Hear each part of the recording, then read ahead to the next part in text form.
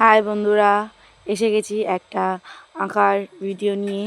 আজকে কোনো মানুষ, পুতুল বা কোনো অন্যরকম সিনারি নয়।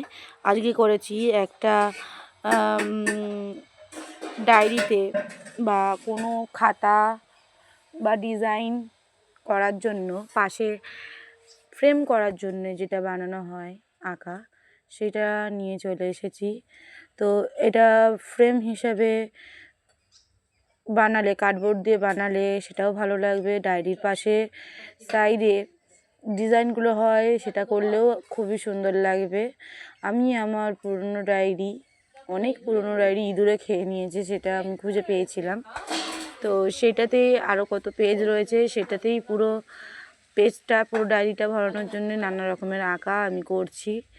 সেই জন্যে আমি এইটা আঁকলাম, এটা আমার ভালো লাগলো, সেই জন্যে আমি এটা আঁকছি। আপনারা দেখুন, যে আপনাদেরও ভালো লাগবে।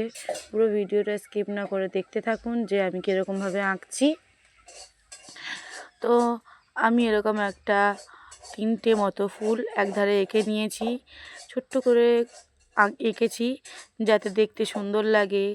আর একটু কাঁটা কাটা মতো পাতা করে নিয়েছি। তো এদিকের কোণে করে নিয়েছি 3টে ফুল, আর ওদিকের কোণেও করে নেব আমি 3টে একই রকম ফুল। শুধুমাত্র একটুখানি ডিজাইন করেছি। দেখুন বন্ধুরা, কত সুন্দর লাগছে একটা ডায়েরি। এটা একটা ফ্রেম মতো করলেও খুবই সুন্দর লাগবে, আর এটা রং করলে আরও সুন্দর লাগবে। রঙের ভিডিও আমি খুব তাড়াতাড়ি দেখাবো। তো আমি ডিজাইনটা খুবই তাড়াতাড়ি ও অল্প সময়ে করেছি।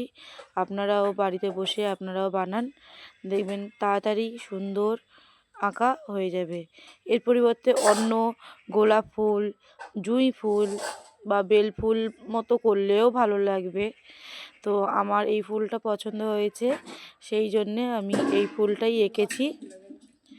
তো আপনারা অন্যরকম ফুল এঁকে এরকম ডিজাইন করতে পারেন, খুবই সুন্দর লাগবে ডায়েরির পাশে। আপনারা দেখতেই পাচ্ছেন যে ডায়েরিতে কত সুন্দর লাগছে। একটু সুন্দর দেখানোর জন্যে ভেতরে, পাপড়ির ভেতরে একটু এরকম করে দিলাম। খুব তাড়াতাড়ি কম সময়ে এটা আঁকা হয়ে গেছে, বেশি সময় লাগেনি। আর এদিকে আমি ওর ডিজাইনের ছোট্ট ছোট্ট পাতাগুলো আমি একটুখানি ভরাট করে নিচ্ছি, দেখতে সুন্দর লাগবে।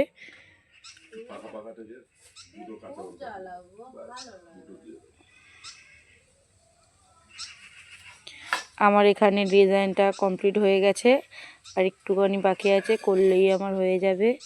বন্ধুরা দেখলেন যে আমি কি করে কত তাড়াতাড়ি একটা সুন্দর মিষ্টি ডিজাইন তৈরি করে নিয়েছি। নেক্সট ভিডিওতে দেখা হচ্ছে, টাটা।